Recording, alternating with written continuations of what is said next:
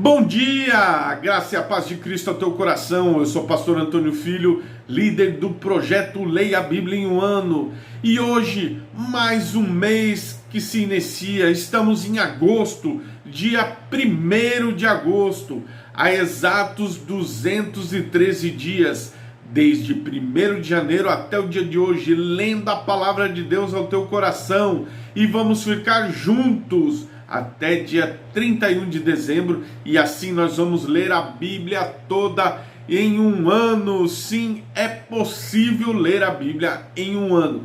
E quando eu e você juntos finalizarmos a leitura da palavra de Deus, eu vou enviar para você um certificado semelhante a este. Você vai imprimir na sua casa, colorido, colocar numa moldura bem bonita, vai colocar na sua sala, no seu escritório, e você vai testificar que sim, com muita perseverança, oração, dedicação e juntos em unidade e através do projeto Leia a Bíblia em um Ano, é possível ler a Bíblia em um ano. Você vai dar esse testemunho para a glória de Deus. Nós estamos aqui há mais de 20 anos semeando a palavra de Deus que transforma vidas, sempre seguindo as diretrizes da Sociedade Bíblica do Brasil quanto ao plano anual de leitura da Bíblia, ok? Sem perca de tempo, vamos à leitura da palavra de Deus do dia de hoje, dia 1º de agosto. Anote aí a referência da leitura da Bíblia de hoje. Vamos começar pelo Novo Testamento, capítulo 16 de 1 Coríntios. 1 Coríntios, capítulo 16, anote aí. Agora, no Antigo Testamento, nós vamos ler o livro de 2 Reis, capítulo 12, capítulo 13. E vamos finalizar a leitura do dia de hoje com o livro de Miqueias, capítulo 3. Anotou? Tudo anotado? Agora vamos orar. Toda vez que nós lemos a Bíblia, nós devemos orar a Deus, pedindo que o Espírito Santo nos dê sabedoria, entendimento na leitura da palavra de Deus. Oração da palavra. Senhor nosso Deus e nosso Pai, nós vamos agora ler a Tua palavra. Nós estamos aqui com a versão deste ano, a Bíblia King James 16:11, com o estudo Holman. Senhor, uma Bíblia que tem impactado as nossas vidas. Senhor, uma Bíblia sensacional. Nós amamos a Tua palavra, mas que o Teu Espírito agora, Senhor, fale comigo, fale com os Teus filhos, através da Tua palavra, em nome de Jesus. Nós vamos ler a Bíblia agora, essas referências que eu acabei de mencionar. E logo após, eu quero orar com você, apresentar a sua causa a Deus, e Deus vai te dar vitória na oração da fé. Vamos à leitura da Bíblia e logo em seguida a oração da fé. Vamos iniciar a leitura da Bíblia pelo livro de 1 Coríntios, capítulo 16, no Novo Testamento. Ora, quanto à coleta que se faz para os santos, o mesmo que ordenei às igrejas da Galácia, fazei vós também. No primeiro dia da semana, cada um de vós pessoalmente separe e guarde, conforme Deus o prosperou, para que não sejam colotados quando eu chegar. E quando eu tiver chegado, vós que aprovardes por cartas, eu enviarei para levar a vós a liberalidade e a Jerusalém. E se for apropriado eu também vá, eles irão comigo. Ora, eu irei até vós quando eu passar pela Macedônia, porque tenho que passar pela Macedônia. E bem, pode ser que eu fique convosco e passar também o inverno, para que me acompanheis onde quer que eu for.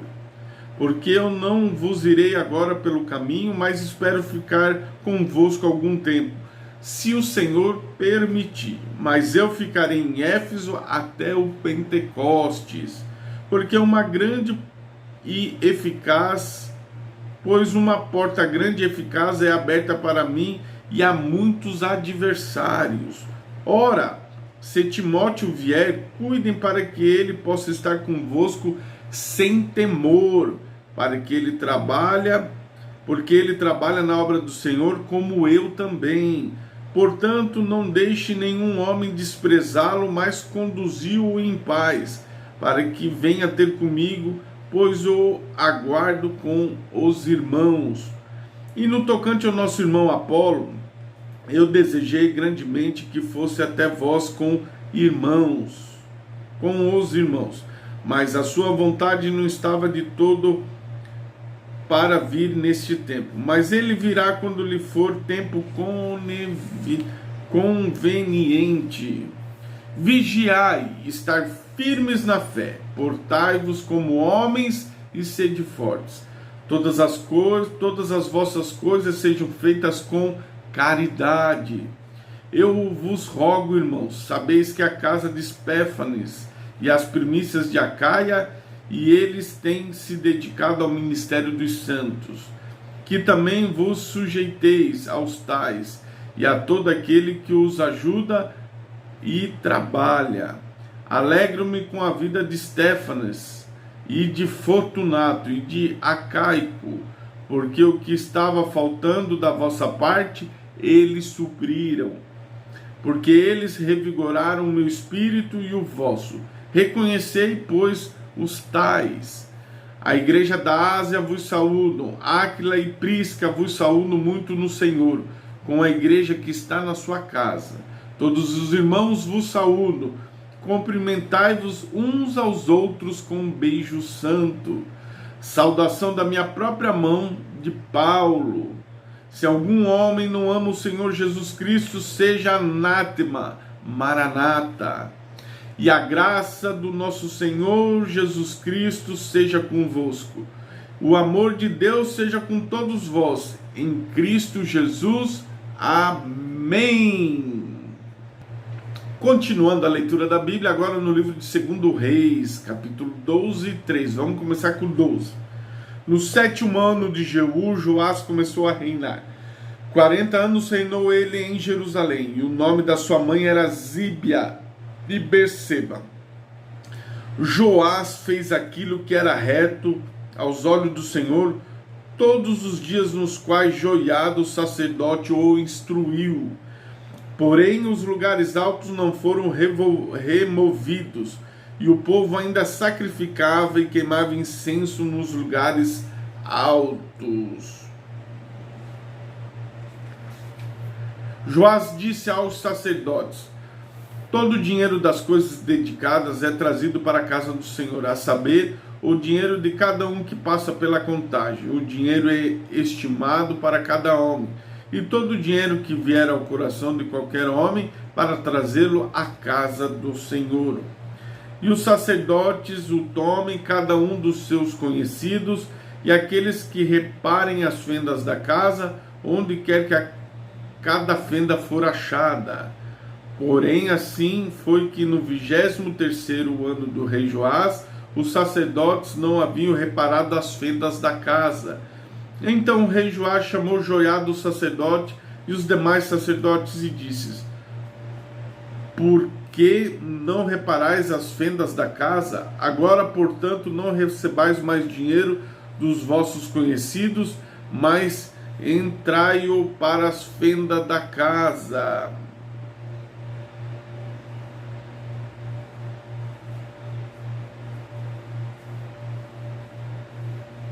Os sacerdotes consentiram em não mais receber dinheiro do povo, nem reparar as fendas da casa. Porém, Joiada, o sacerdote, tomou a arca e fez um furo na sua tampa e a colocou ao lado do altar, no lado direito de quem entra na casa do Senhor. E os sacerdotes que cuidavam da porta colocaram ali dentro todo o dinheiro que era trazido para a casa do Senhor.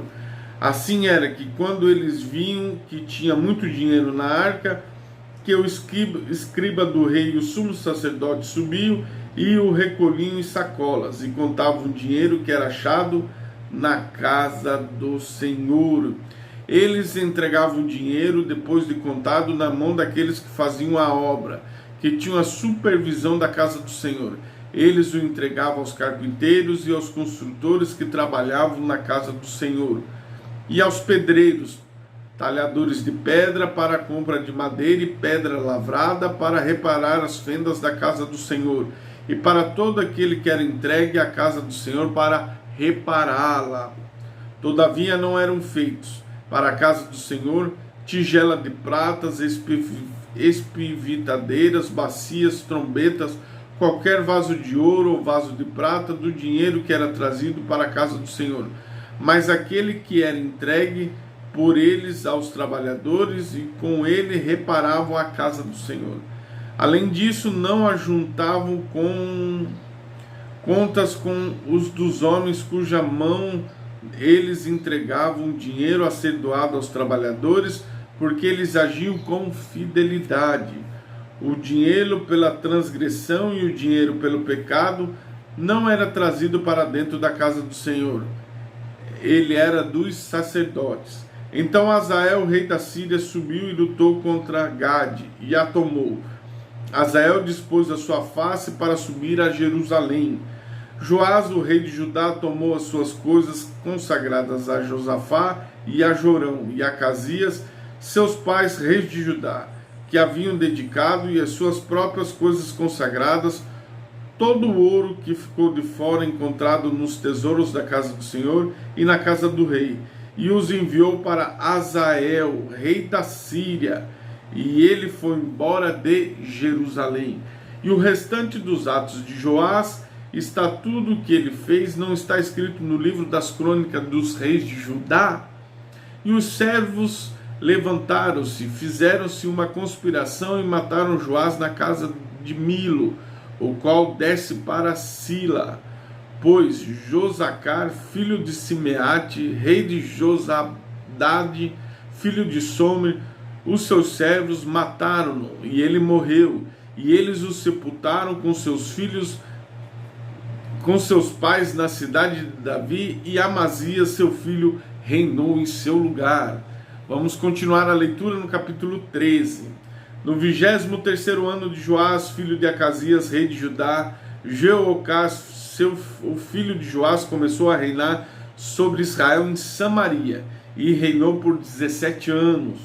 E ele fez tudo aquilo que era mal à vista do Senhor. Seguiu os pecados de Jeroboão, filho de Nabate, o qual fez Israel pecar. Disso ele não se afastou. A ira do Senhor foi acesa contra Israel, e ele os entregou na mão de Hazael, rei da Síria, e na mão de Ben-Hadad, filho de Hazael, todos os seus dias. E Joacás buscou o Senhor, e o Senhor atentou a ele, porque viu a opressão de Israel, porque o rei da Síria os oprimia. E o Senhor deu a Israel um salvador, de modo que todos eles saíram debaixo da mão dos sírios, e os filhos de Israel habitaram em tendas como antes. Todavia eles não se afastaram do pecado da casa de Jeroboão, que fez Israel pecar, mas eles andaram. Ali também permaneceu o bosque em Samaria. Tampouco Israel deixou para Joacás, senão 50 cavaleiros, 10 carruagens, 10.000 homens a pé, porque o rei da Síria lhes havia destruído, e lhes havia feito como pó que debulha. Ora, todo o restante dos atos de Jeoacás, e tudo que ele fez, todo o seu poder, não estão escritos nos livros das crônicas dos reis de Israel? Jeoacás dormiu com seus pais, e eles o sepultaram em Samaria, e Jeoás, o seu filho, reinou em seu lugar. No 37º ano de Joás, o rei de Judá, começou Jeoás, filho de Jeoacás, a reinar sobre Israel em Samaria. Reinou por 16 anos, e ele fez aquilo que era mal à vista do Senhor. Não se afastou de todos os pecados de Jeroboão, filho de Nebate, que fez Israel pecar, mas neles andou. E o restante dos atos de Jeoás e tudo que ele fez, e o poder com que ele lutou contra Amazias, rei de Judá, não estão escritos nos livros das crônicas dos reis de Israel? E Jeoás dormiu com seus pais. Jeroboão assentou sobre o seu trono, e Jeoás foi sepultado em Samaria, com os reis de Israel. Ora, Eliseu havia ficado enfermo com a enfermidade do qual ele morreu. Joás, o rei de Israel, desceu até ele, chorou sobre a sua face e disse: ó meu pai, e a carruagem de Israel e os seus cavaleiros. Eliseu disse-lhes: toma um arco com flechas. E ele tomou consigo um arco e flechas. E ele disse ao rei: põe a tua mão sobre o arco. E ele pôs a sua mão. Eliseu pôs a sua mão sobre as mãos do rei. E disse-lhes: abre a janela do lado do oriente. E ele abriu, e então disse Eliseu: atira. E ele atirou. E ele disse: a flecha do livramento do Senhor e a flecha do livramento da Síria, porque tu ferirás os sírios em Afeque, até que tu tenhas consumido. E ele disse: toma flechas. Cadê a caneta? Toma flechas. E ele as tomou. E ele disse ao rei de Israel: fere a terra. E ele feriu 3 vezes e cessou. O homem de Deus ficou irado com ele e disse: tu deverias ter ferido 5 ou 6 vezes. Então teria ferido a Síria até tê-la consumido. Posto que agora tu ferirás as Sírias, não será mais do que 3 vezes. Eliseu morreu e eles o sepultaram. E o bando dos moabitas haviam invadido a terra pela chegada do ano. Sucedeu que quando eles estavam sepultando um homem, eis que espionaram um bando de homens e lançaram um homem no sepulcro de Eliseu. Quando o homem foi largado abaixo, ele tocou os ossos de Eliseu e reviveu, levantou sobre os seus pés.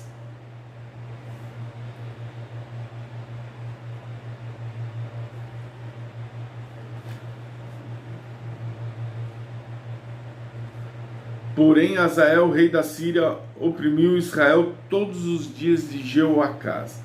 O Senhor foi gracioso para com eles, e ele teve compaixão e teve respeito para com eles, por causa do pacto de Abraão, Isaque e Jacó. E não quis destruí-los, tampouco ele os lançou da sua presença até aquele momento. Assim Azael, rei da Síria, morreu, e Ben-Hadad, seu filho, reinou em seu lugar. E Jeoás, filho de Joacás, tomou novamente da mão de Ben-Hadad, o filho de Azael, as cidades que ele havia tomado da mão de Joacás, o seu pai, por guerra. 3 vezes Jeoás venceu e recuperou as cidades de Israel. Finalizamos a leitura do dia de hoje. Você viu uma leitura especial nesse primeiro dia de agosto e uma leitura sensacional. Nosso Deus é poderoso. Nosso Deus, quando tem um projeto, uma ação, desde que o seu coração esteja puro, limpo diante de Deus, Deus faz o possível e o impossível para abençoar o seu povo. Vamos juntos agora apresentar a nossa causa a Deus. Senhor, nosso Deus e nosso Pai, nós queremos unir a nossa fé agora com os teus filhos, meu Pai. Nós estamos aqui com a nossa fé para apresentar a Ti, Senhor, tudo aquilo que o Senhor tem para fazer pelo teu povo. Senhor, no nome de Jesus, todos aqueles que estão agora, Pai, com a sua causa. Eu não sei, Pai, qual é a preocupação, aquilo que está tirando o sono do teu filho, qual é a dor, qual é o pranto, qual é a opressão, qual é o luto que o teu filho está vivendo. Se é uma enfermidade, se é uma perca do emprego, da renda. Deus, nesses dias terríveis que estamos vivendo, o Senhor é o nosso Deus. O Senhor nos dá vitória. O Senhor nos envia, Pai, teus anjos para ministrar vitórias, milagres, bênçãos sobre os teus filhos. Milagres de salvação, libertação, restauração, renovação, para a glória do nome de Jesus, meu Pai. Opera agora, dá vitória, alegra o coração do teu filho e da tua filha, em nome de Jesus. Deus abençoe seu dia. Mais um mês iniciamos. e prossiga firme na leitura da palavra de Deus. Ore, participe e compartilhe o nosso vídeo. Vamos juntos chegar a 1000 pessoas no YouTube, se assim Deus permitir. Deus abençoe.